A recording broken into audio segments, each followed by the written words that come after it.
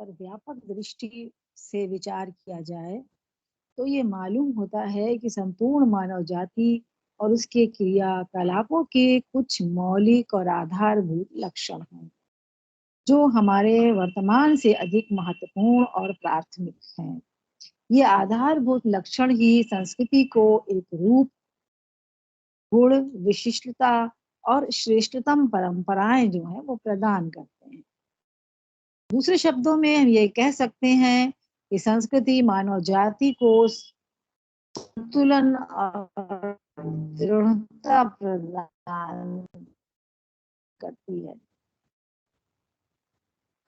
यह मूल्यों, आदर्शों, विश्वासों और उसकी दिशा निर्धारित करने वाली शक्तियों के विषय में ठोस परिणाम जो है उसे जाना जाए। और इस दिशा में प्रयास करते समय सबसे पहले यही प्रश्न उठता है कि संस्कृति क्या है, उसका शाब्दिक अर्थ क्या है। हिंदी भाषा में प्रयुक्त किए जाने वाला संस्कृति शब्द जो है वो मूल रूप से संस्कृत भाषा का शब्द है। संस्कृति में दो शब्द हैं, सम प्लस कृति। इस शब्द का मूल का धातु में है जिसका अर्थ होता है क्रिया, और इस दृष्टिकोण से संस्कृति का शाब्दिक अर्थ भली प्रकार से किया जाने वाला व्यवहार या क्रिया है। ये परिचित और परिमार्जित करने के भाव का सूचक है। अंग्रेजी भाषा में संस्कृति के लिए कल्चर शब्द का प्रयोग होता है और ये शब्द लैटिन भाषा के कल्चुरा या कोलियर से बना निकला है। और इन दोनों लैटिन शब्दों का अर्थ जो है, कल्चुरा का जो अर्थ है वो है उत्पादन और कोलियर का जो अर्थ है वो है परिष्कार। तो उत्पादन और परिष्कार से जो अर्थ निकलता है उसके अनुसार संस्कृति को परिष्कृत मानसिक उत्पादन माना जा सकता है। अनेक भाषाओं में संस्कृति के लिए जो विभिन्न शब्द मिलते हैं उन सभी से संस्कृति का संबंध क्रिया, व्यवहार, उत्पादन, संस्कार और परिष्कार से जो है वो जुड़ा हुआ मिलता है। और इस तरह से आप समझिए कि संस्कृति में व्यक्ति और समाज की वे क्रियाएं उत्पादन, व्यवहार, संस्कार और परिष्कार सम्मिलित हैं जिनके द्वारा व्यक्ति तथा समाज के लक्षणों को पहचाना एवं परखा जा सकता है। संस्कृति की परिभाषा भी बहुत व्यापक है और इसकी परिभाषा जो है अनेक विद्वानों ने, अनेक इतिहासकारों ने अपने अपने ढंग से दी है। इतिहासकार डॉक्टर जी.सी. पांडे लिखते हैं कि मूलतः संस्कृति जीवन की ओर एक विशिष्ट दृष्टिकोण है, अनुभव के मूल्यांकन और व्याख्या का एक विशिष्ट और मूलभूत प्रकार है। विचार, भावना और आचरण के विभिन्न प्रस्तरों में संस्कृति की सिद्धि है और इस दृष्टि स्वरूप संस्कृति की सिद्धि के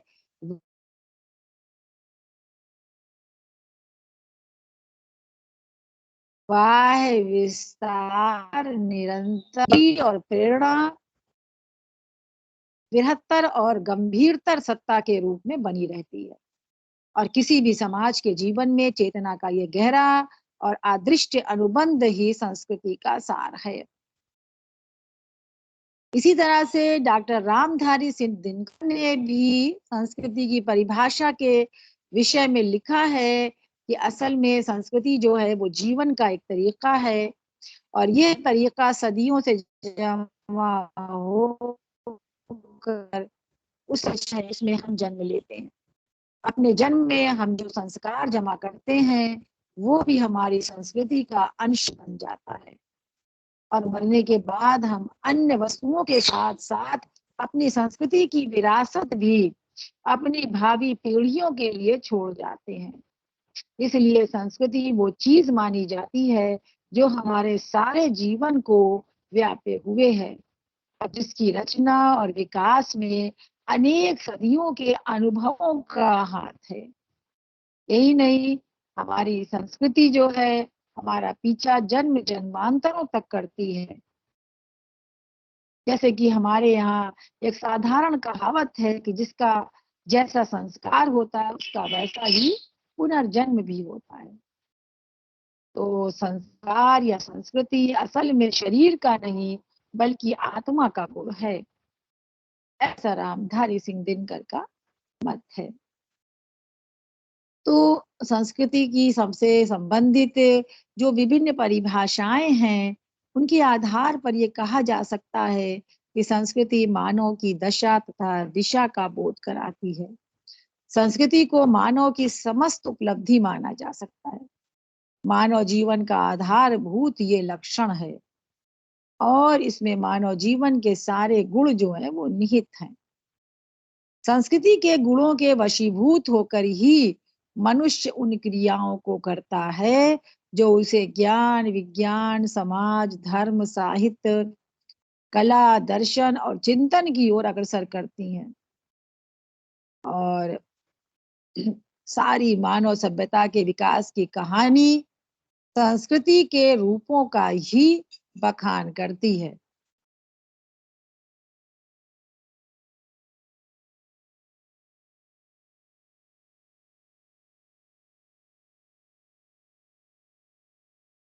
सभ्यता का संबंध जो है वो उपयोगिता से है।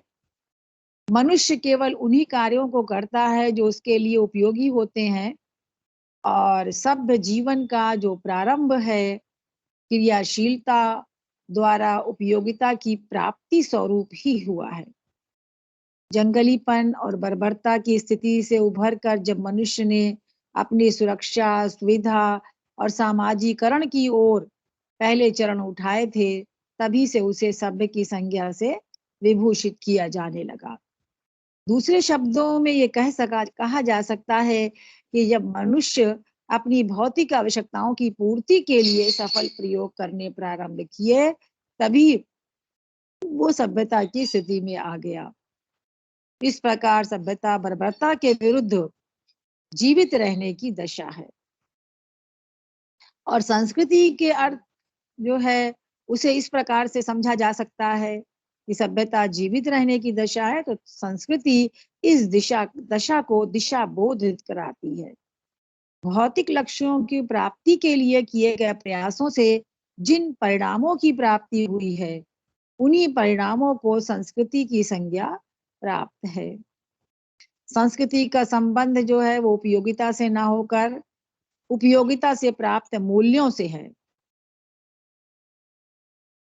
और इस तरह से जब मनुष्य जो है जब लक्ष्य की ओर अग्रसर होता है तो सभ्यता का जन्म होता है और जब मनुष्य को लक्ष्य की प्राप्ति हो जाती है तो उसके क्रियाकलाप, विचार और कल्पना जब परिष्कृत हो जाते हैं तो ये परिष्कार ही संस्कृति है। और या तो इस तरह से समझ सकते हैं कि सभ्यता के श्रेष्ठ गुणों को ही प्रायः संस्कृति के नाम से जाना जाता है और सभ्यता भौतिक उपलब्धियों की प्राप्ति के लिए प्रयास करके जीवन के उपकरणों की प्राप्ति करना है और संस्कृति का संबंध मनुष्य के आध्यात्मिक, मानसिक और चिंतन जगत से है। सभ्यता ने ही मनुष्य को केवल सभ्य बनाया है और संस्कृति के ने मानव को सुसंस्कृत, भद्र, सुसंस्कृत मनुष्य बनाया है। सभ्यता और संस्कृति का संबंध जो है वो इतना घनिष्ठ है कि वो एक से दूसरे को अलग नहीं किया जा सकता है। सभ्यता का विकास सांस्कृतिक पृष्ठभूमि में होता है। मनुष्य द्वारा सामाजिक प्रयास द्वारा सभ्यता और सभ्यता के साथ संस्कृति का जो है वो क्रमिक विकास हुआ है और ये विकास जो है पूर्ण रूप से एक विकासवादी प्रक्रिया का ही परिणाम है। मनुष्य की सबसे पहली आवश्यकता स्वयं उसके अपने अस्तित्व को बनाए रखना है। इसके लिए मनुष्य ने विभिन्न उपयोगी कार्य किए, जैसे अन्न उत्पादन, जीवन की सुरक्षा हेतु प्रबंध, दैनिक जीवन के उपकरणों का निर्माण आदि। जब उसका अपना जीवन सुरक्षित एवं निश्चित हो गया तो उसका ध्यान जो है अपने मानसिक जगत की ओर गया और उसने संस्कृति के गुणों का विकास किया।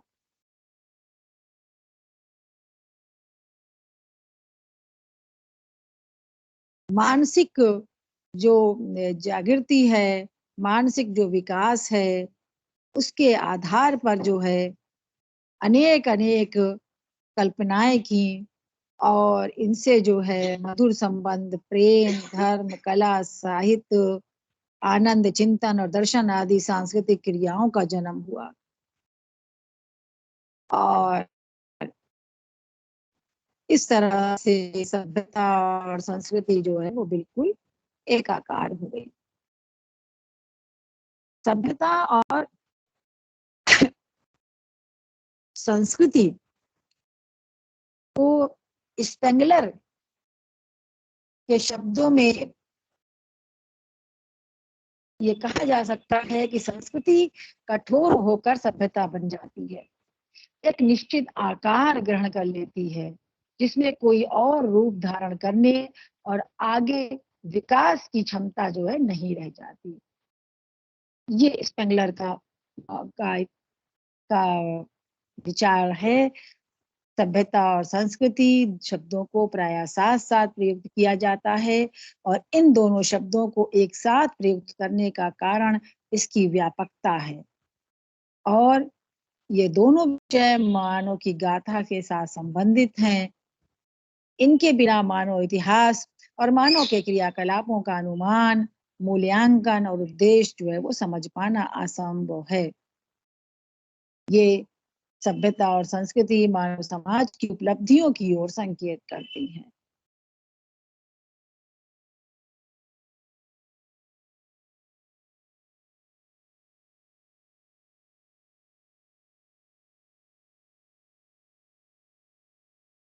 भारतीय संस्कृति जो है वो मानव समाज की एक अमूल्य निधि है और इसके विस्तृत अतीत की सीमाओं के चिंतन में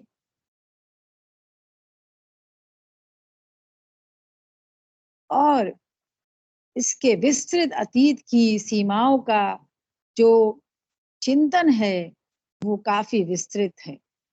भारत की भौगोलिक एकता के मूल्य, भारत की भौगोलिक अनेकता ने एकता के मूल और महत्व के प्रति जागरूक बनाया है। जातिगत और भाषागत अनेकता ने हमें अपने अस्तित्व की रक्षा करने के लिए पारस्परिक मतभेदों को भुलाने की प्रेरणा दी है। धार्मिक और सामाजिक अनेकता के दुष्परिणामों के प्रति धार्मिक चिंतकों तथा सामाजिक सुधारवादियों ने अति प्राचीन काल से ही सजग किया और इन मतभेदों को भुलाकर राष्ट्रीय भावना को बलवती बनाने की प्रेरणा दी। आधुनिक आर्थिक असंतुलन की विषम परिस्थितियों में भी एकता को सर्वोपरि मानते हैं और आर्थिक क्रांति की अपेक्षा आर्थिक सुधारों पर जो है विशेष बल देते हैं। समय की कसौटी पर हमारी एकता और भारतीय चेतना सफल सिद्ध हुई है और यह एकता हमारी आत्मा का अंतर्निहित गुण है। भारत ही अकेला ऐसा देश है जहां विभिन्न धार्मिक स्थलों में शांतिपूर्ण सह अस्तित्व जो है वो विद्यमान है। भारत की विविधता उस महीन आवरण की भांति है जिनमें ध्यान पूर्वक देखने पर भारत की अखंड मौलिक एकता दृष्टिगोचर होती है। वास्तविकता के प्रति आस्था, आध्यात्मिक अनुभवों का महत्व, संस्कारों और सिद्धांतों की सापेक्षता, बौद्धिक आदर्शों के प्रति अवलंबन और प्रत्यक्ष विरोधों को सम करने की आत्मकता के गुणों से युक्त भारतीय संस्कृति ने भारत की अनेकता को जो है वो एकताबद्ध। भारतीय संस्कृति की अपनी कुछ महत्वपूर्ण विशेषताएं हैं और इसमें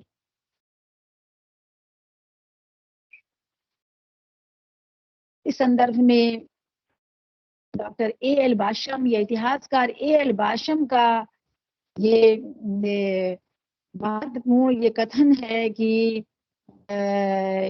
भारत में आने वाले यूरोपीय यात्रियों ने यहाँ पर एक ऐसी संस्कृति पाई जिसे अपनी प्राचीनता का पूर्ण ज्ञान था।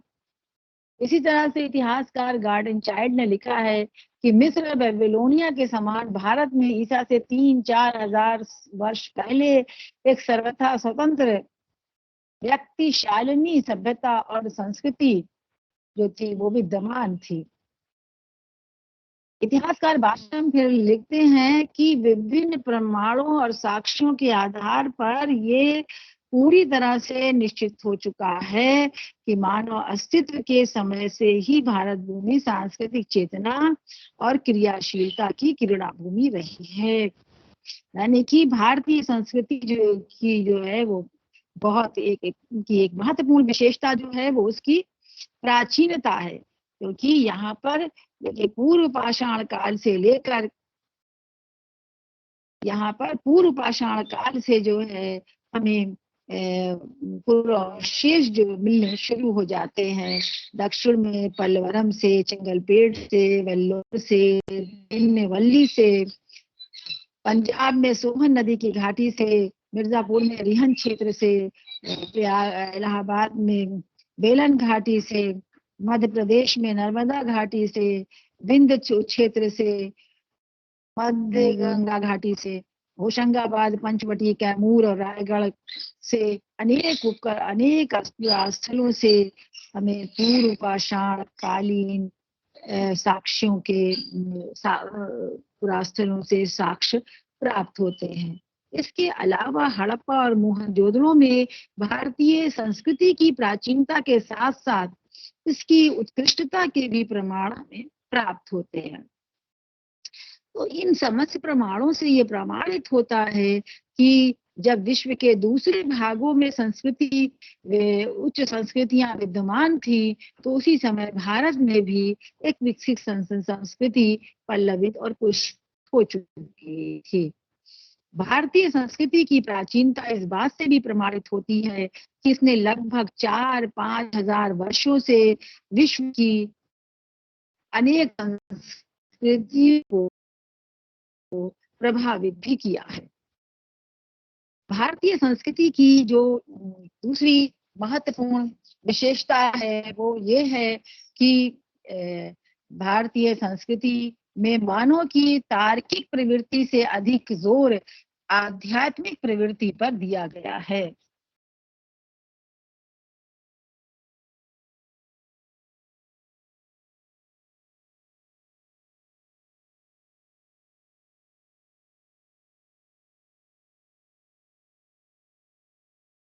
और ऋग्वेद के शब्दों में जिस आत्मिक खोज, आध्यात्मिक अस्थिरता और बौद्धिक संदेहवाद की अभिव्यक्ति है, वो भारतीय संस्कृति की आध्यात्मिक विशेषता का आधार है। आध्यात्मिक प्रगति और चेतना की पराकाष्ठा भारतीय संस्कृति की सर्वोत्तमुखी विशेषता है। भारतीयों का जो जीवन है प्राचीन काल से धर्मगत उत्कंठा से अनुप्राणित रहा है, जिसमें नैतिक मूल्यों, आचारगत अभिव्यक्तियों और जगत नियंता के प्रति समर्पण की भावना का सन्निवेश था और पूरा धर्म के विशाल आयाम में क्रियाशील रहा। धर्म का व्यवहारिक महत्व कर्तव्य का समुचित पालन था, जिसके माध्यम से व्यक्ति लौकिक उत्कर्ष के साथ साथ आध्यात्मिक उत्कर्ष भी करता था। जन्म से लेकर मृत्यु तक प्रत्येक भारतीय का जीवन जो ज्ञान गर्भित, सदाचारित और धर्म प्रवण था। उसके समस्त कर्तव्य और कर्म ज्ञान समन्वित और श्रद्धा सिक्त होकर धर्म से ही उत्प्रेरित और गतिमान होते थे, जो उसके परिवार और समाज को गठित करने में अभूतपूर्व योग प्रदान करते थे। ऐसी स्थिति में ज्ञान संवलित नैतिक आचरण से प्रभावित और सत्कर्म से उत्प्रेरित मान्यताएं और स्थापनाएं मनुष्य की धार्मिकता को उद्भासित करती रही और उसके आचार विचार कर्तव्य दायित्व परंपरा और संबंध को भी उत्कर्षित करती रही। निश्चय ही व्यक्ति की ये अभिव्यक्ति उसकी धार्मिकता थी, उसकी आध्यात्मिकता थी और उसका धर्म था। भारतीय संस्कृति की धार्मिक आध्यात्मिकता के अतिरिक्त एक और महत्वपूर्ण विशेषता उसकी धर्म प्रधानता भी है, क्योंकि भारतीय जीवन का जो मूल आधार है वो धर्म है और संस्कृति का समन्वय जो है वो मानव जीवन से है। धर्म प्रधान होना भी भारतीय संस्कृति की एक महत्वपूर्ण विशेषता है। भारतीय संस्कृति के समस्त अंग और उपांग जैसे कि शरीर और मन की शुद्धि, खान पान, रहन सहन, वस्त्र आभूषण, दैनिक चर्या, करने और न करने योग्य कार्य, व्यक्तित्व का विकास, कृषि, पशुपालन, साहित्य, संगीत, संस्कार, शिक्षा सभी जो है वो धर्म की परिधि के आते हैं। केवल यही नहीं बल्कि भारतीय धर्मों में उन सिद्धांतों को भी सम्मिलित कर लिया गया है जिनके द्वारा भौतिक प्रगति के साथ साथ आध्यात्मिक प्रगति भी हो सके। तो कुल मिलाकर ये समझिए कि भारतीय संस्कृति का विकास और पोषण धर्म की ही छत्र छाया में हुआ है और धर्म प्रधानता जो है वो भारतीय संस्कृति की अविच्छिन्न जो है वो विशेषता है। और ऋग्वैदिक काल से ही भारतीयों का जीवन जो है वो आस्तिक विचारों और धार्मिक चेतना से प्रभावित रहा है। संपूर्ण समाज का वर्ण के आधार पर समुचित और सुनिश्चित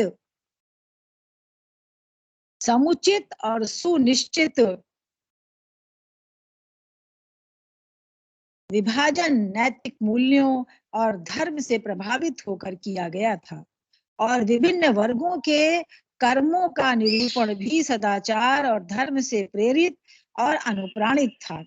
इसीलिए इसे वर्ण धर्म की संज्ञा दी गई थी। इसी प्रकार आश्रम व्यवस्था की भी नियोजना की गई जिसके अंतर्गत मनुष्य के संपूर्ण जीवन को 4 भागों में बांटा गया और उसके आश्रमगत कर्तव्यों और दायित्वों का आकलन किया गया। समाज में यही व्यवस्था आश्रम धर्म के नाम से जानी गई। इसी प्रकार प्राचीन भारतीय जो संस्कृति का मुख्य प्रेरक तत्व जो है धर्म ही है, जिसमें नैतिकता, आस्तिकता, सदाचारिता, ज्ञानता और बौद्धिकता सभी कुछ विद्यमान था और इसके माध्यम से लौकिक व्यवस्था के अलावा दार्शनिक दार्शनिक चेतना का भी उन्नयन हुआ जो मनुष्य के आध्यात्मिक जीवन को उन्नत करने में मार्गदर्शक बना। दार्शनिक चिंतन का प्रारंभ जो है वो ऋग्वेद के काल से ही जो है शुरू हो गया था, किंतु इसका यथेष्ट विकास जो है वो उत्तर वैदिक काल में हुआ जब उपनिषदों की रचना प्रारंभ हुई और प्रवर्ती काल में आकर जीवन का आध्यात्मिक उत्कर्ष हुआ और न्याय दर्शन जैसे तर्क का विकास भी हुआ। वैदिक काल के बाद जो है परवर्ती कालों में धर्म का जो है वो विशद विश्लेषण भी किया गया और उसके आचारों और नियमों की अभिव्यंजना भी की गई। जैसे कि हमें छांदोग्य उपनिषद में 3 स्तंभों के चर्चा मिलती है, 3 स्कंधों की, जो कि प्राचीन भारतीय धार्मिक जीवन के आधार स्तंभ थे। और ये कहा गया कि धर्म के जो 3 स्तंभ हैं उसमें पहला जो है वो यज्ञ, अध्ययन और दान है। दूसरा जो है वो सहिष्णुता है, कष्ट और सहिष्णुता है और तीसरा जो है वो ब्रह्मचर्य का आचार्य कुल है, जहाँ निवास करने वाला ब्रह्मचारी ब्रह्म का ज्ञान प्राप्त करने में ब्रह्म का ज्ञान प्राप्त करता है और इसका अनुगमन करने वाले सभी जो है वो पूरे लोक को प्राप्त करते हैं।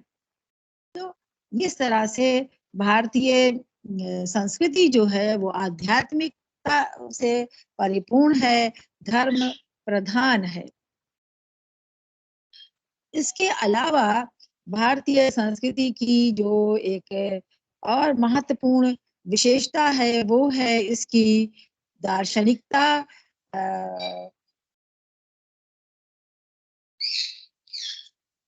महत्वपूर्ण विशेषता दार्शनिकता है, और ये दार्शनिकता जो है वो की आधारशिला जो है वो वैदिक काल, ऋग वैदिक काल से ही बन चुकी थी, क्योंकि भारतीय दर्शन का जो कोई सर्वोपरि सिद्धांत जो हमें ऋग्वेद में मिलता है वो ये है कि जो कुछ है वही सब कुछ नहीं है, उससे आगे भी बहुत कुछ है। चेतना और जिज्ञासा के आधार पर भारतीय दर्शन ने संस्कृति को बौद्धिक पराकाष्ठा प्रदान की और विभिन्न दार्शनिक मतों, सिद्धांतों का आश्रय लेकर भारतीय संस्कृति ने अभूतपूर्व निरंतरता और विकास की जो क्षमता है वो उसने जो है वो प्राप्त किया। भारतीय दर्शन और धर्म का तत्व ज्ञान और भारतीय जीवन का जो है वो गहरा संबंध है।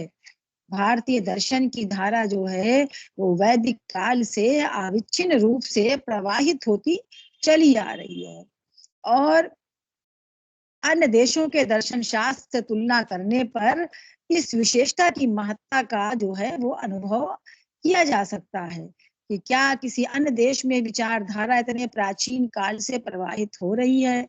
आधुनिक काल में महत्ता पाने वाले पश्चिमी दर्शन क्या अपने जीवन में इतना विपुल विकास पाने में समर्थ हो सके हैं। पश्चिमी दर्शन की उत्पत्ति 7वीं शताब्दी ईसा पूर्व के आसपास प्राचीन यूनान में हुई, लेकिन इसका प्रवाह चलते चलते रुक गया। फिर किसी विशेष दार्शनिक का जन्म हुआ और उसके प्रभाव से वो विचारधारा कुछ और अग्रसर हुई। जब तक उसका प्रभाव बना रहता है तब तक इसका प्रवाह भी समीचीन रूप से बहता है, परंतु उसके प्रभाव के न्यून होते ही ये प्रवाह जो है फिर स्थगित हो जाता है। इस तरह से देखिए कि पश्चिमी दर्शन की धारा जो है वो उस नदी के समान है जो कभी कभी दृष्टिगत होती है और कभी दृष्टि से ओझल हो जाती है, परंतु भारतीय दर्शन की धारा जो है वो उस पूर्ण सलीला गंगा के समान है जो अनेक क्षुद्र नदी तथा विपुलकाय नदियों के जल से परिपुष्ट होती हुई शुष्क स्थानों को जल प्लावित करती हुई और क्षेत्रों को शस्य संपन्न बनाती हुई अपने निश्चित गंतव्य स्थान की ओर समभाव से सदैव बहती चली जाती है। यानी भारतीय दर्शन की धारा जो है वो प्रावैधिक काल से लेकर आज तक जो है बनी हुई है, उसकी निरंतरता, उसकी प्राचीनता जो है वो विद्यमान है, और अपनी विशालता और विशुद्धता के कारण इसी ने अन्य दर्शनों से ऊपर प्रभाव जमाने में जो है अपना विशेष क्षमता भी हासिल की। प्राचीन यूनान के जो विचारक हैं पाइथागोरस के रेखा गणित, धर्म और दर्शन संबंधी सिद्धांतों पर, विशेषता पुनर्जन्म, अहिंसा आदि के ऊपर भारतीय दर्शन के प्रभाव पड़ने की घटना इतिहास के साक्ष्य के रूप में प्रामाणिक मानी जाती है। इसके अलावा सूफी लोगों के ऊपर वेदांत और तंत्र के सिद्धांतों का प्रभाव विशेष रूप से पड़ा है। दाराशिकोह ने उपनिषदों का फारसी भाषा में अनुवाद कर उनके सिद्धांतों को सर्वधर्मावलंबी फैलाने का जो है वो प्रयत्न किया। फारसी भाषा में अनुदित इन्हीं उपनिषदों का अनुवाद जो है लैटिन भाषा में किया गया, जिसके कारण भारतीय विचार की जो श्रेष्ठता है और जो सुंदरता है उसका पहले पहल परिचय जो है वो यूरोप के दार्शनिकों से हुआ। और इस आजकल भारतीय दर्शन के महत्वपूर्ण ग्रंथों के अनुवाद जो है वो संसार की सारी भाषाओं में हो गए हैं या हैं, और इसके साथ ही साथ अनुवादों के द्वारा भारत के विचार शास्त्र का प्रभाव जो है वो संसार के धर्मों और दर्शनों पर पड़ रहा है। इस तरह से दूसरी किसी विचारधारा से बिना प्रभावित हुए अन्य दर्शनों पर प्रभाव डालने की विशेषता भारतीय दर्शनों की महत्ता को सूचित कर रही है। एक और खास बात है कि ये है कि भारतीय तत्वज्ञान भारतीय धर्म ज्ञान के समान उदार और व्यापक, विशाल और विवेचनात्मक रहा है। ऐहिक और पारलौकिक तत्वों के विश्लेषण कार्य में तार्किक बुद्धि का उपयोग करने में ही दर्शन की दर्शनता है और आरंभ से ही भारतीय तत्वज्ञान समीक्षात्मक रहा है और तार्किक बुद्धि की कसौटी पर धर्म के मानवीय सिद्धांतों को भी बताने और परखने से वो कभी नहीं हिचका और ईश्वर जैसे महत्वपूर्ण विषयों के ऊपर भी वो अपना स्वतंत्र विचार प्रकट करने में तनिक भी पीछे नहीं हटता। जिस तरह से आप देखिए कि सांख्य ने ईश्वर की सत्ता के विषय में मौन अवलंबन करना ही शेष कर समझा था और यद्यपि उसे निश्चय है कि वो तार्किक युक्तियों के द्वारा सिद्ध नहीं किया जा सकता। योग ज्ञान संपन्न परम पुरुष की कल्पना को स्वीकार करता है, परंतु न्याय दार्शनिकों की भांति ये उसे जगत का कर्ता मानने के लिए तैयार नहीं है। इसी तरह से प्राचीन बौद्धों को और जैनों को इस संसार के कार्यकलाप की व्याख्या के लिए ईश्वर के प्रति जो है वो अनीश्वरवादी थे और वैदिक विधि विधानों को अस्वाभाविक तथा तर्क विरुद्ध होने के कारण चारवाकों ने जो है इसकी उपेक्षा की, परंतु भारतीय दर्शन शास्त्र के इतिहास में वेद वाह्य चरवाक भी उतना ही महत्व रखते हैं जितना कि वैदिक अनुयायी न्यायिक रखते हैं। निरीश्वरवादी सांख्य को उतना ही महत्वपूर्ण स्थान प्राप्त है जितना कि ब्रह्म प्रतिपादक वेदांत को। तो इस प्रकार भारत के तत्वज्ञान में जो व्यापकता, उदार हृदयता, विवेचना शक्ति आलोचकों की दृष्टि को आनंदित करती है वो अन्य देश के तत्वज्ञान में अप्राप्य है। अनेकता के भीतर एकता की खोज निकालना जो है ये जो है वो भारतीय दर्शन का जो है वो महत्वपूर्ण लक्ष्य जो है वो रहा है। इसी तरह से देखिए जो है कि एक बहुत महत्वपूर्ण भारतीय ऋषियों की दर्शन शास्त्र को ये एक बहुमूल्य महत्वपूर्ण देन है कि जिस तरह से उन्होंने कहा कि परिवर्तनशील ब्रह्मांड के भीतर जो है एक अपरिवर्तनशील तत्व विद्यमान है, उसी प्रकार इस पिंड के भीतर भी एक अपरिवर्तनशील तत्व की सत्ता विद्यमान है। ब्रह्मांड की नियामक सत्ता का नाम ब्रह्मा है और उसके अंदर के पिंड की नियामक सत्ता की संज्ञा जो है वो आत्मा है।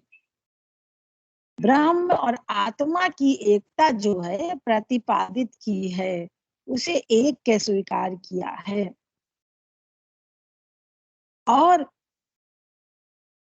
ब्रह्म का साक्षात्कार करने और उसे पहचानने का सबसे बड़ा उपाय है कि आत्मा को पहचानना और उसका साक्षात्कार करना। ये बात जो है बृहदारण्यक उपनिषद की एक कहानी है जिसमें सबसे अधिक बहुत प्रसिद्ध है वो ये है कि वृद्धावस्था आने पर दार्शनिक याज्ञवल्क्य ने अपनी संपत्ति का विभाजन जो है वो अपनी दोनों पत्नियों कात्यायनी और मैत्रेयी के बीच में कर दिया।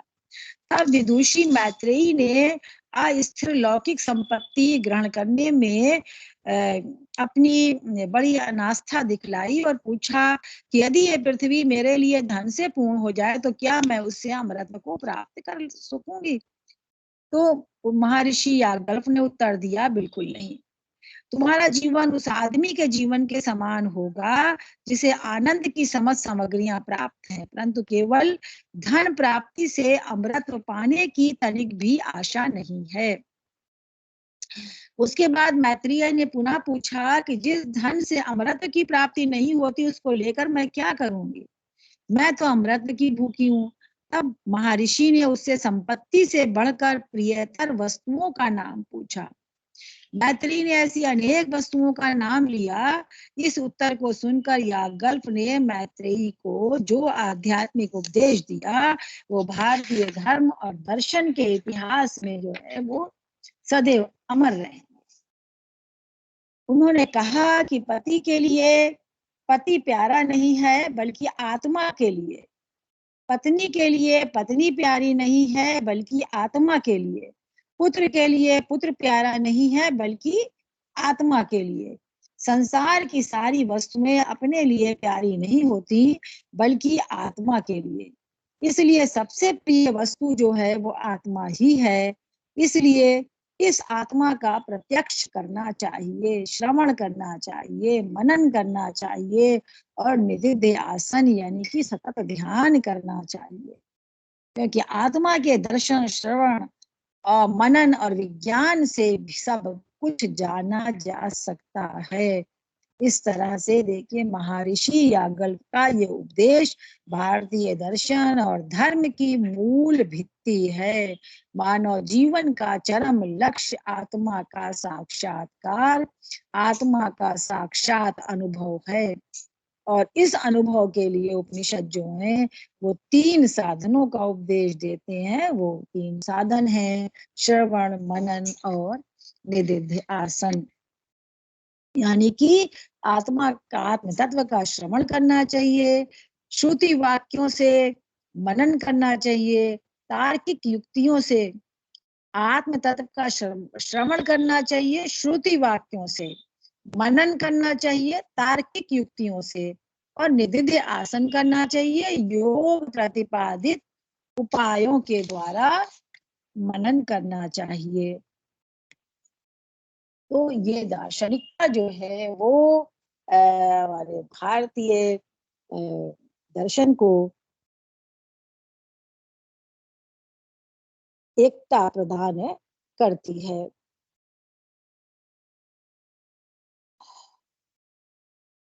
इसके अतिरिक्त भारतीय संस्कृति की जो है एक और महत्वपूर्ण जो विशेषता है वो है बहुदेववाद और एकेश्वरवाद। भारतीय सामाजिक जीवन के सारे अंगों और पहलुओं का संबंध जो है वो किसी न किसी देवता के साथ संबंधित है। ये देवता भौतिक जगत की लीलाओं तथा कल्पनाओं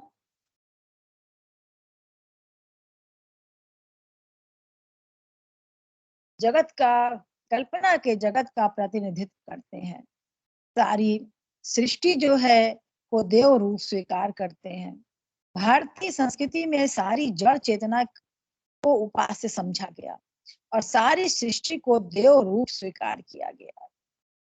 भारतीय संस्कृति में समस्त जड़ चेतना को जो है वो उपास्य समझा गया और सारी सृष्टि के रचयिता रूप में ब्रह्मा को एका ब्रह्मा स्वीकार करके बहुदेववाद को एक देवता के रूप में केंद्रीय सत्ताधारी जो है वो माना गया। बहुदेववाद और एकेश्वरवाद का ये अद्भुत समन्वय जो है वो भारतीय संस्कृति की अपनी महत्वपूर्ण विशेषता है।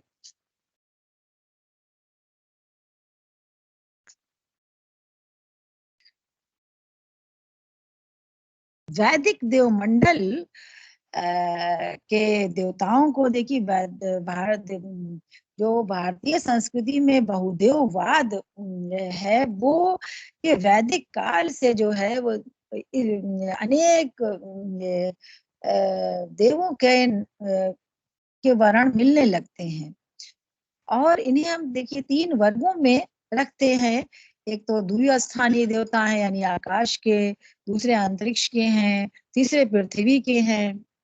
और आकाश से संबंधित जो देवताओं में सूर्य, सविता, विष्णु, वरुण, मित्र और के अनेक नाम मिलते हैं। इसी तरह से अंतरिक्ष के देवताओं के भी नाम है और पृथ्वी के भी स्थानीय देवताओं के नाम मिलते हैं। किंतु देवताओं के इस वर्गीकरण में मूर्त प्रकृति और अमूर्त प्रकृति का भी योगदान रहा। प्रकृति के प्रमुख कार्यों को अभिव्यक्त करने वाले देवताओं का एक वर्ग हो गया था, जिसमें कि आकाश, पृथ्वी, वरुण, इंद्र, सूर्य, अश्विन, मारुत, वायु, उषा आदि सम्मिलित थे। ऐसे भी देवताओं का वर्ग था जिनका गृहस्थ जीवन से संबंध था, जैसे कि अग्नि और सोम। अमूर्त देवताओं का भी एक वर्ग था जिसमें श्रद्धा और मनयु के नाम जो है वो मिलते हैं।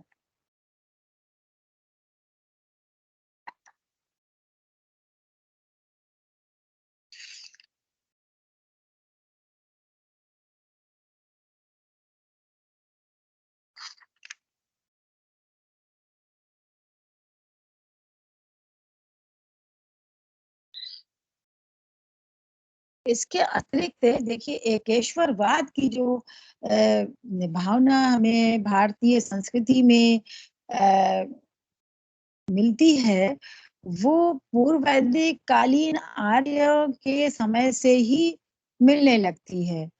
आर्य जो थे वो आध्यात्मिक विचार के थे, और ये आध्यात्मिक तत्व की चिंतन किया करते थे, और अभय ज्योति के रूप में ज्ञान प्राप्ति की कामना करते थे।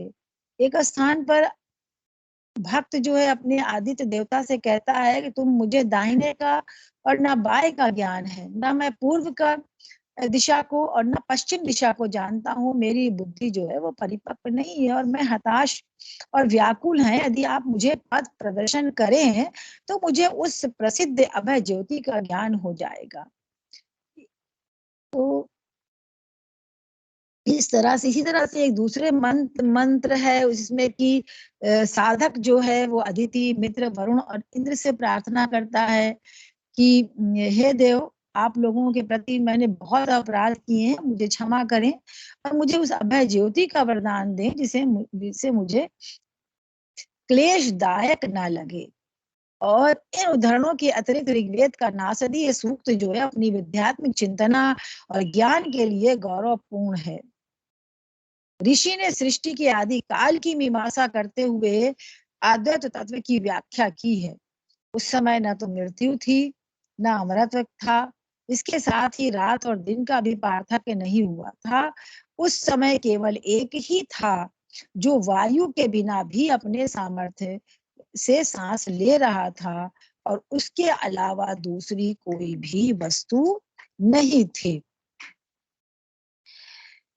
इसी उदात्त इसी ऋग्वेद की इसी उदात्त और एकत्व धारणा के आधार पर ही उपनिषदों का तात्विक ज्ञान जो है, एकेश्वरवाद का जो ज्ञान है वो विकसित हुआ।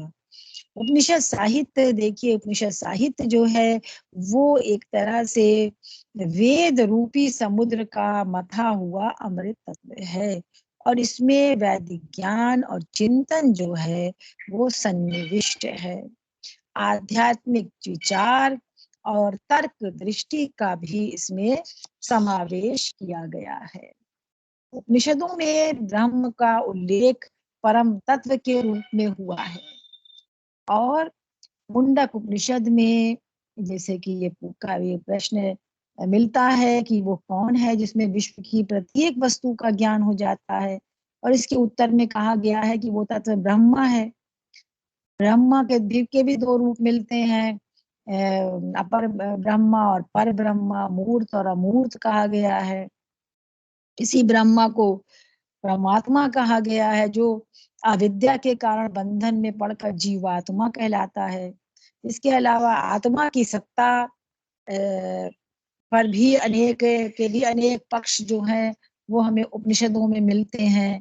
उपनिषदों में ब्रह्मा और जीव के पारंपरिक संबंध और उनकी समीपता पर तर्क किया गया है, और संसार में असीम और ससीम का जो द्वंद्व है, जिसका अनंत रूप परमात्मा या ब्रह्मा है और दूसरा रूप जीवात्मा या मनुष्य है, और अनंत होने के कारण परमात्मा या ब्रह्म जो है वो अमृत है, और सीमाबद्ध होने के कारण जीवात्मा या मनुष्य जो है वो जन्म जरा मरण के बंधन में जकड़ा हुआ है। और इसकी मुक्ति जो है, इस बंधन से मुक्ति तभी संभव मानी गई जब मनुष्य जो है सीमा को छोड़कर आगे बढ़ता है और ब्रह्म पद को प्राप्त करता है। तो इसके बाद जो एक दूसरी और महत्वपूर्ण है, इसमें एक तत्व और है भारतीय संस्कृति का, वो जो है वो इसकी कर्म प्रधानता है। कर्म प्रधानता, कर्म प्रधानता आध्यात्मवाद और देव प्राणता के गुणों से अभिभूत भारतीय संस्कृति में कर्म को भी प्रधान माना गया है।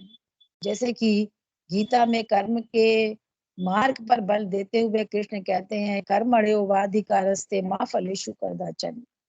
और गीता के इस उपदेश से प्रेरणा लेकर भारत का जनमानस अपने कर्म में बहुत ही अटूट विश्वास रखता है।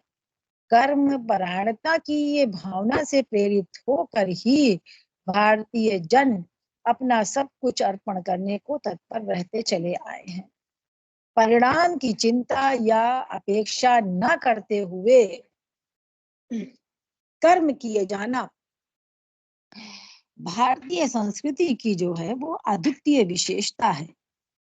इसके अलावा देखिए बिल्कुल प्रारंभ से ही, प्राचीन काल से ही, ऋग वैदिक काल से ही जीवन दर्शन जो है वो कर्मठता और क्रियाशीलता पर आधारित था। कर्म तत्व की प्रधानता थी और निष्ठा पूर्वक सत्कर्म पर चलने के लिए निर्देश दिया गया था। ये विश्वास था कि अच्छे कर्म से पुण्य और सुख की प्राप्ति होगी और बुरे कर्म से पाप और दुख की। इसलिए सत्कर्म का अनुपालन करना मनुष्य के लिए श्रेष्ठकर था। पाप और पुण्य के साथ जो है वो पुनर्जन्म की भी कल्पना की गई और उनकी ये भावना थी कि पूर्व जन्मों के कर्म का जो है वो फल भोगने के लिए ही जीव जो है संसार में बार बार आया करते हैं। तो उसके कर्म की गति को व्याख्यायित करता है। कर्म की गति में जगत की समस्त घटनाएं, जीवों की सभी चेष्टाएं जो हैं वो समाहित रहती हैं। सभी लोग कर्म की गति से प्रभावित होते हैं। यहाँ तक कि देवता भी कर्म की गति से संचालित होते हैं। अवतार लेने पर देवता भी कर्म की गति से प्रभावित हो जाते हैं। इसलिए जीवन में कर्म तत्व का जो है वो प्रधान स्थान है। देवताओं के लिए भी ऐसे विशेषणों का प्रयोग हुआ है जो कर्म के सिद्धांत को व्यंजित करते हैं। जैसे शुभस्य, शुभस्य पति, अच्छे कर्म के रक्षक, और विश्व चर्षणी, शुभ और अशुभ कर्मों के रक्षक। तो ये इस तरह की जो है की बात जो है वो ऋग्वेद में जो मिलती है।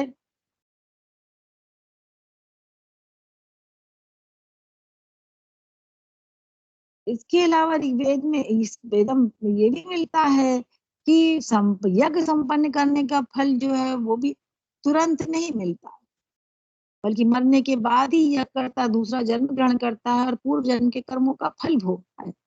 बहुत सारे मंत्र भी ये स्पष्ट करते हैं कि शुभ कर्म करने से अमरत्व की प्राप्ति होती है और जीव जो है वो अपने कर्मों के अनुसार ही अनेक बार इस संसार में पुनर्जन्म लेता है। पूर्व जन्म के अपने दुष्ट कर्मों के कारण वर्तमान जन्म में पाप कर्म करते हैं। पूर्व जन्म में अगर दुष्ट कर्म किया है तो वर्तमान जन्म में पाप कर्म वैसे लोग करते हैं। और लोगों की ऐसी मान्यता थी कि पहले जन्म में किए गए कर्म का फल दूसरे जन्म में मिलता है और कर्मों से छुटकारा और मुक्ति पाने के लिए ही व्यक्ति देवताओं की वो उपासना जो है वो करते हैं।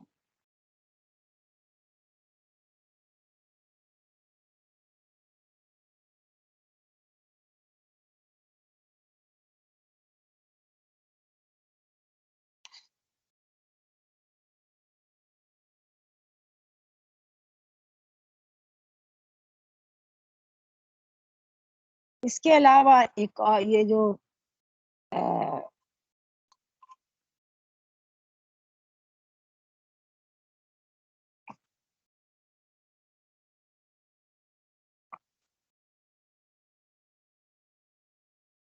कर्म जो है का सिद्धांत जो है वो भारतीय संस्कृति में बहुत महत्वपूर्ण स्थान रखता है, विशेष महत्व रखता है, क्योंकि जो विभिन्न वर्ण थे भारतीय संस्कृति जो वर्ण व्यवस्था है भारतीय संस्कृति की, उसके सबके अलग अलग कर्म निर्धारित किए गए। कर्म के आधार पर ही वर्णों का वर्गीकरण किया गया। और प्रारंभिक काल से लेकर जो लोग विद्या, शिक्षा, तप और धार्मिकता में रुचि रखते थे वे ब्राह्मण वर्ग में लिए गए, जिनका काम था अध्ययन, अध्यापन, यजन, याजन। जो वर्ग शासन संचालन में था, योग देता था, वो क्षत्रिय वर्ग से था। पशुपालन, कृषि और व्यापार करने वाला वैश्य वर्ण से था। समाज के तीनों वर्णों की सेवा करने वाला शूद्र वर्ण के। इस तरह से वर्ण भी ये देखिए प्रधान कर्म थे, जिनके आधार पर ही इनका उद्भव हुआ और बाद में 4 वर्णों का निर्माण हुआ। इसीलिए इनको वर्ण धर्म कहा गया।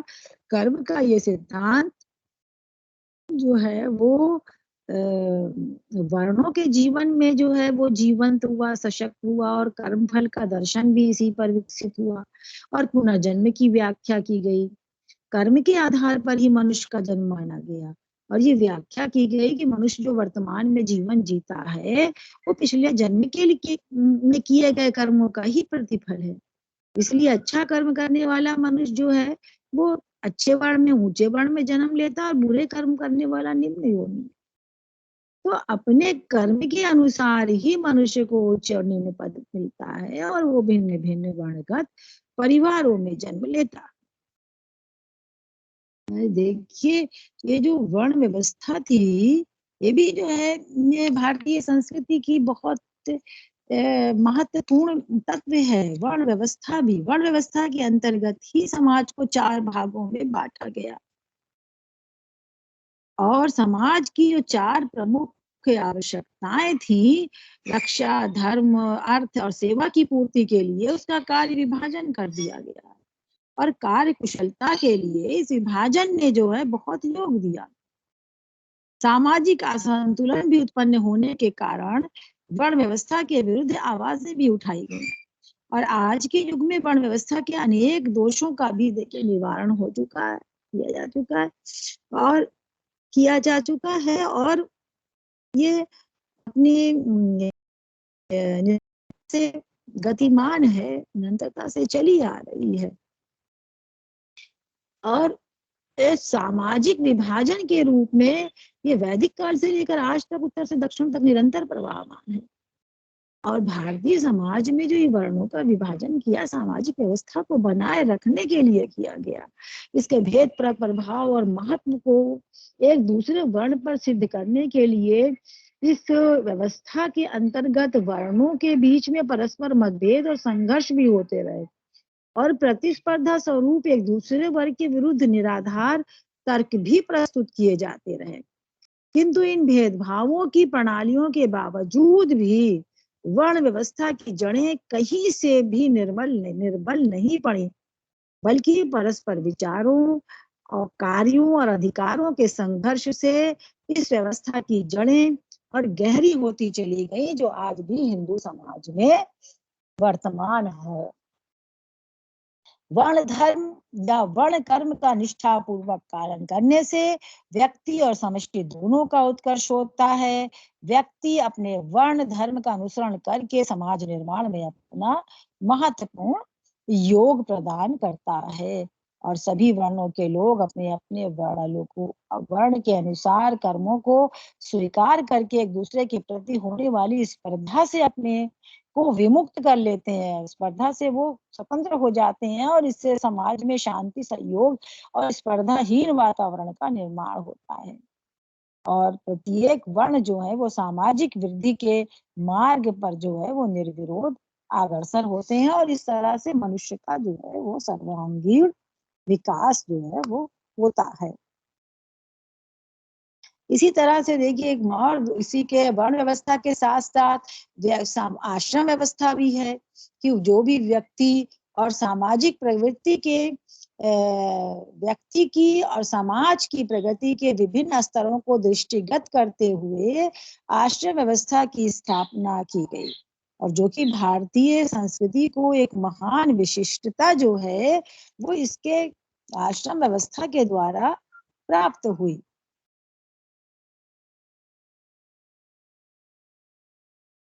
और आश्रम व्यवस्था का जो लक्ष्य था वो व्यक्ति के जीवन का सर्वांगीण विकास करके सामाजिक आदर्शों की प्राप्ति करना था, और इस व्यवस्था ने भारतीय संस्कृति को अभूतपूर्व जो है वो समर्थता प्रदान की थी। और भाई हिंदू समाज में आश्रम व्यवस्था का महत्वपूर्ण जो है वो स्थान रहा है। मनुष्य के जीवन को सुसंस्कृत और सुगठित बनाने के लिए भारतीय समाज में आश्रम व्यवस्था की योजना की गई, और मानव जीवन को के आध्यात्मिक उत्कर्ष के लिए उसे आश्रमों के अंतर्गत बांटा गया। और उनकी उनकी दृष्टि में मनुष्य का लौकिक और पारलौकिक दोनों जीवन की महत्ता थी, और इन दोनों जीवनों में वो पारलौकिक जीवन को अधिक महत्व देते थे। और उन्होंने इसीलिए जो है मनोनिवेश पूर्वक मानव की कार्य पद्धतियों का मनोवैज्ञानिक विश्लेषण किया और मूलभूत कर्तव्यों का विभाजन किया। प्राचीन मनुष्यों के विचार दर्शन के अनुसार जीवन में कर्तव्य परायणता, बौद्धिकता, धार्मिकता और आध्यात्मिकता सभी का योग था। इसीलिए उन्होंने ये आश्रम व्यवस्था की जो है वो व्याख्या की। और एक तरह से ये देखिए कि आश्रम व्यवस्था जो है वो प्राचीन दार्शनिकों के अद्वितीय ज्ञान और प्रज्ञा का प्रतीक है, जिसमें ज्ञान, विज्ञान, लौकिक, अलौकिक, कर्म और धर्म, त्याग और भोग का देखिए अद्भुत समन्वय है। वास्तव में देखिए पुरुषार्थ की अवधारणा भी आश्रम के माध्यम से की गई। धर्म, अर्थ, काम और मोक्ष की प्राप्ति विभिन्न आश्रमों के सहयोग से मानी गई, और उन्होंने जीवन की वास्तविकता को ध्यान में रखते हुए ज्ञान, कर्तव्य, त्याग और अध्यात्म के आधार पर मानव जीवन को ब्रह्मचर्य, गृहस्थ, वानप्रस्थ और संन्यास इन 4 आश्रमों में बांटा, जिसका अंतिम लक्ष्य जो था वो मोक्ष की जो है वो प्राप्ति था।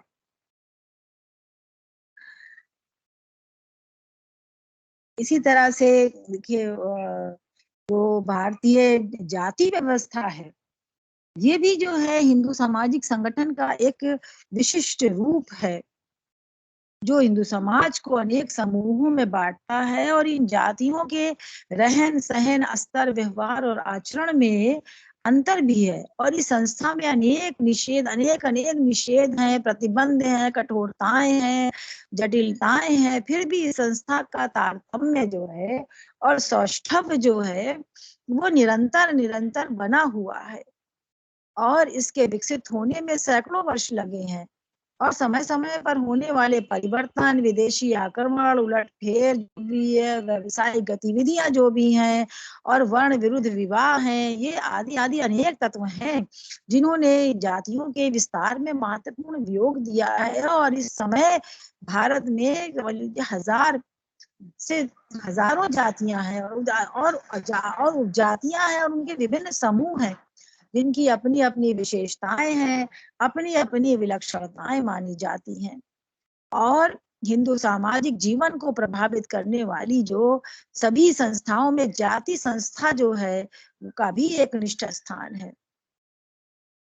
व्यक्ति पर जाति का जो प्रभाव और नियंत्रण है वो जन्म से लेकर मृत्यु तक लगातार बना रहता है, और व्यक्ति का विकास, शिक्षा, विवाह, खान पान, पारस्परिक संबंध, व्यवसाय आदि जाति के योगदान पर ही निर्भर करते हैं। इसीलिए उद्देश्यपूर्ण व्यवस्थाओं और नियमों को कार्यान्वित किए जाने से सामाजिक स्तरीकरण का निर्माण होता है, सामाजिक स्तरीकरण का निर्धारण होता है, जिससे जाति व्यवस्था जो है वो स्थिर होती है। इसके अलावा जो है भारतीय संस्कृति जो है अति प्राचीन काल से ही भारतीय संस्कृति में संस्कारों का भी विशेष विशेष महत्व रहा है। संस्कारों द्वारा जो है सामाजिक प्रेरणा तथा व्यक्तिगत प्रयास का समन्वय करके व्यक्ति एवं समाज के बीच श्रेष्ठ और मधुर संबंधों की जो है वो स्थापना की गई। प्राचीन काल से हिंदू समाज में मनुष्य के व्यक्तित्व के उत्थान के लिए संस्कारों की संयोजना की गई थी और जीवन में इसकी योजना इसलिए की गई कि मनुष्य का व्यक्तित्व और सामाजिक विकास हो सके और इसका दैहिक और भौतिक जीवन जो है वो सुव्यवस्थित ढंग से उन्नत हो सके।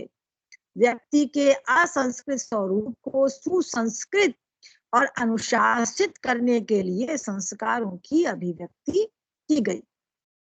धर्म, यज्ञ और कर्मकांड इसका मूल आधार रहा और मनुष्य का आध्यात्मिक और सांस्कृतिक जीवन संस्कारों की निष्पन्नता से प्रभावित होता रहा। इसलिए संस्कार का जो आधार धर्म है, जिसके माध्यम से मनुष्य अपने जीवन को उन्नत, परिष्कृत और सुसंस्कृत बनाता है और प्राचीन काल से लेकर आज तक अनेक परिवर्तनों के बाद भी हिंदू समाजों में संस्कार का महत्वपूर्ण स्थान है और संस्कारों की ये महत्ता जो है वो धर्म के ही कारण है। और संस्कारों के विभिन्न जो क्रमिक रूप हैं वो मनुष्य के जन्म के पहले से ही प्रारंभ हो जाते हैं और मृत्यु के पश्चात निरंतर बने रहे और विभिन्न सामाजिक और धार्मिक कार्यों को इन्हीं के माध्यम से कर सकने में समर्थ होता है। व्यक्ति इन्हीं के माध्यम से कर सकने में समर्थ होता है और इस तरह से संस्कारों के माध्यम से मनुष्य का सामाजिकरण होता है और वो अपने दायित्वों के प्रति जागरूक होता है। इससे उसका नैतिक, सामाजिक और धार्मिक विकास होता है। एक बात और खास इसमें ये भी है कि हिंदू दर्शन के अनुसार मनुष्य पर अनेक ऋण है और उन ऋणों से तब तक मुक्ति नहीं हो सकती जब तक कि उनसे संबंधित यज्ञों को वो संपन्न नहीं कर देता। यज्ञों की संपन्नता आंतरिक पवित्रता और धार्मिक अनुष्ठान से मानी जाती है और संस्कार में अनेक देवी देवताओं का स्मरण और पूजन होता है। अग्नि के सम्मुख मंत्रों का उच्चारण किया जाता है और धार्मिक अनुष्ठान से व्यक्ति जो है स्वयं को परिशुद्ध कर लेता है और इन कार्यों से मनुष्यों पर जो है वो मनोवैज्ञानिक प्रभाव भी पड़ता है और संस्कारों द्वारा सौंपे गए दायित्वों को कर सकने में वो समर्थ होता है।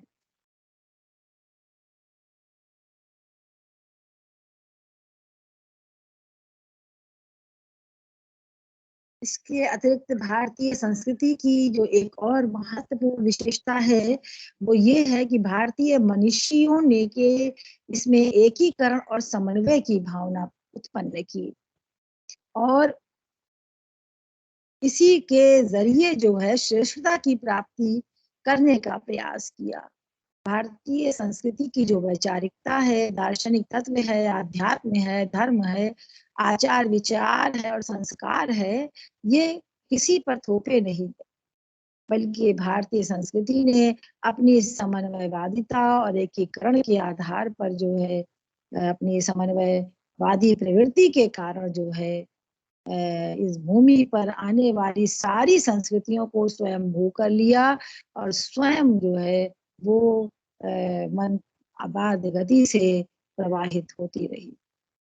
भारतीय संस्कृति की जो एकता और एकीकरण की भावना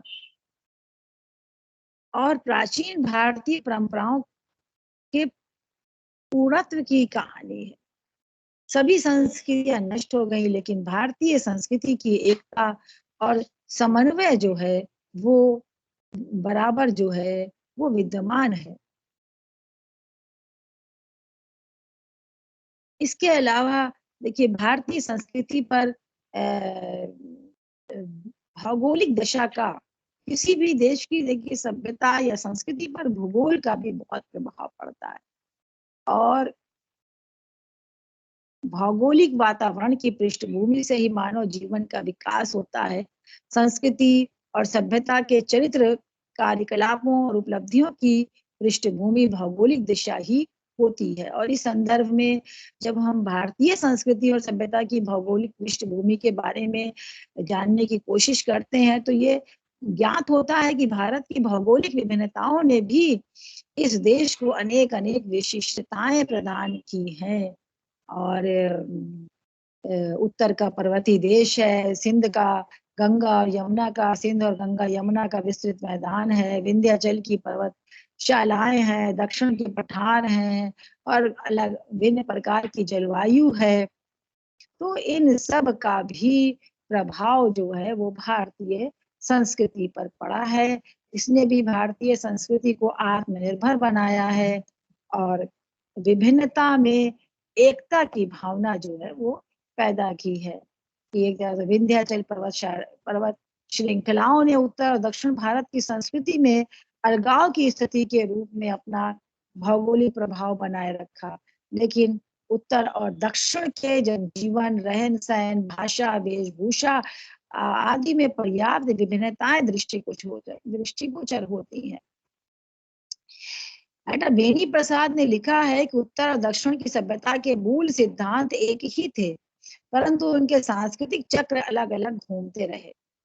भारतीय संस्कृति पर भौगोलिक प्रभाव केवल उत्तर तथा दक्षिण भारत का की विभिन्नता में ही नहीं वरन दूसरे क्षेत्रों में भी परिलक्षित होता है, जैसे कि कृषि, उद्योग धंधों, व्यवसाय, व्यापार आदि, जातिगत मान्यताओं, परंपरागत विचारों आदि, धार्मिक मान्यताओं, क्रिया अनुष्ठानों आदि, भाषा, शिक्षा और ललित कलाओं आदि के क्षेत्र में भी पर्याप्त विभिन्नता का कारण बहुत कुछ सीमा तक भौगोलिक प्रभाव ही है।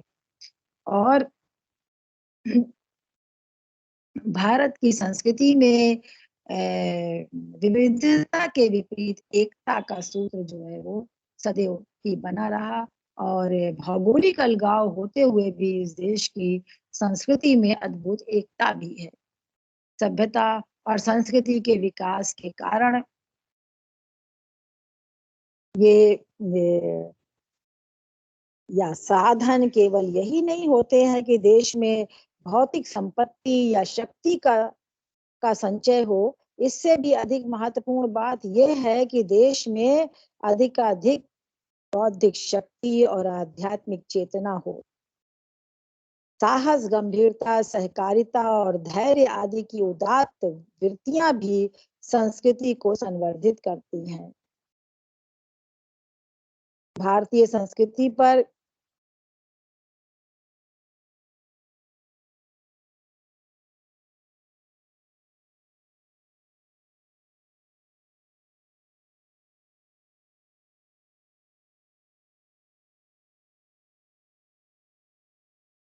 की विशेषताओं के कारण ही भारत पूर्व से पश्चिम तथा उत्तर से दक्षिण तक जो है वो एक सूत्र में बंधा हुआ है।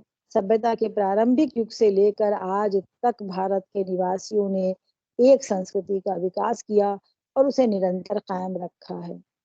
भारतीय संस्कृति कोई जड़ विचारधारा नहीं है, बल्कि एक जीवित प्रक्रिया है और यह परिवर्तनशील परिस्थितियों के अनुसार स्वयं को ढालते हुए अधिक से अधिक समृद्ध होती गई है।